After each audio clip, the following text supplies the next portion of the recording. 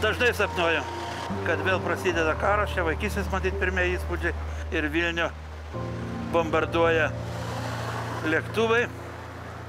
Bet dar dažnesnis sapnas, kad sprogsta atominė bomba tiesiai virš Vilniaus ir aš savo sodyboje turiu rūsį, skubiai lendu į jį.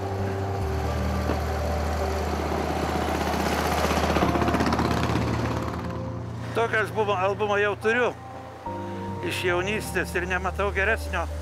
Tai yra Kausko ir Sutkaus Vilniaus šiokiadieniai, 70-metis. Tada iš ties toks unikalia nuotaika buvo. Miestas ir vaizdas ir nuotaika, kurią jauti netgi tą, kurios fotografijoje nėra.